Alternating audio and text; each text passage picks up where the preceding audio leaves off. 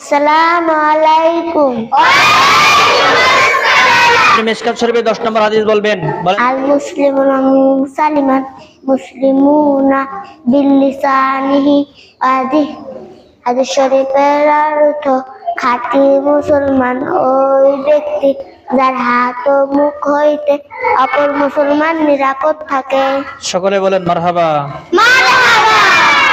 মিশকাত শরীফের কত নম্বর হাদিস? 10 নম্বর। আপনি বলবেন মিশকাত শরীফের 21 নম্বর হাদিস।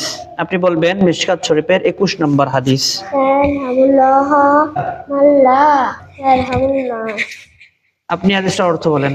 আল্লাহ ওই ব্যক্তির উপর রহম করে না যে মানুষের উপর রহম করে না। আপনি বলেন আমি বাড়ি যাইতেছি, ইংরেজি বলেন। I am going to go. মাশাআল্লাহ। মানে দ্বীনি ইলম শেখা। মিশকাত শরীফের কত নম্বর হাদিস জানো? 5 নম্বর। হাদিসটা বলেন তো।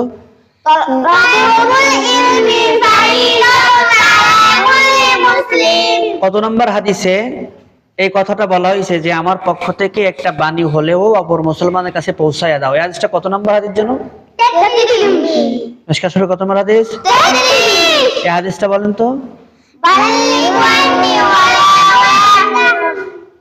বাল্লিগান্নি ওয়ালাহু আয়া, তাই তো? দ্বীনি ইলম শিক্ষা করা কি? মিশকাত শরীফের কত নম্বর হাদিস? বাড়িতে যাব। এটা কোন টেন্স? আমি বাড়িতে যাব। ট্রান্সলেশন করেন তো ইংরেজিতে। এখন আমি আপনাদের কাছে হাদিস জিজ্ঞাসা করব। মিশকাত শরীফের হাদিস নাম্বার বলবো, আপনারা হাদিস বলবেন, ঠিক আছে? মিশকাত শরীফের 243 নম্বর হাদিস বলেন।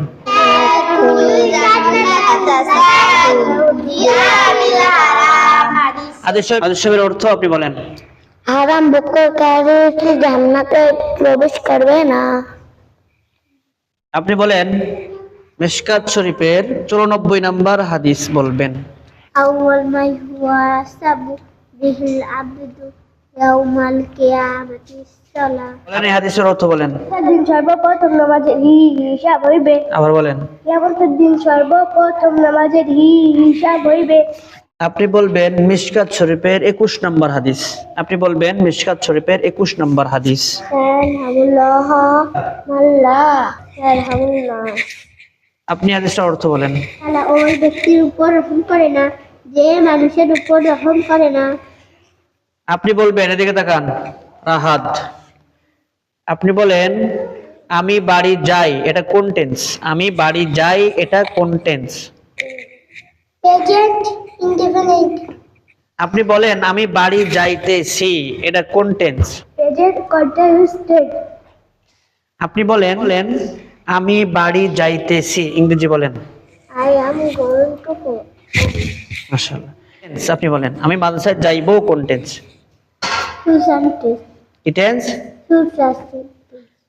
এবার আমি বাড়ি যাইবো, ইংরেজি বলেন তো। I shall go to home. ঠিক আছে। যে আমি বিলে যাইবো, ইংরেজি কি? I shall go to field. আবার বলেন। I shall go to field. এটা কোন টেন্স? Future indefinite. মুক্তা। আপনি বলেন মিশকাত শরীফের 413 নম্বর।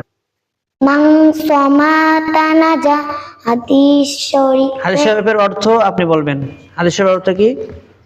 যে চুপ থাকে সে না যাক। মিশকাত শরীফের 83 নম্বর হাদিসটা আবার বলেন। বলেন। খায়রুকুম মান সাল্লামাল কুরআন ওয়া আল্লামা।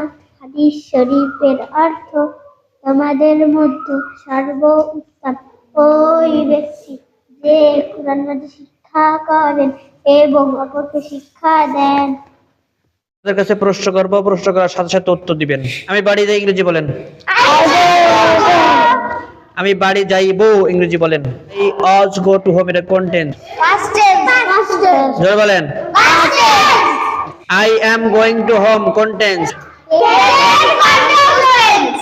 মিশকাত শরীফের 10 নম্বর হাদিস বলেন।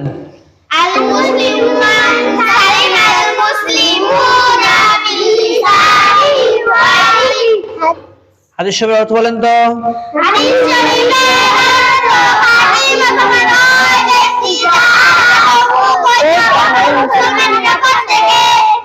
মানে দ্বীনি ইলম শেখা মিশকাত শরীফের কত নম্বর হাদিস জানো? 5 নাম্বার। হাদিসটা বলেন তো।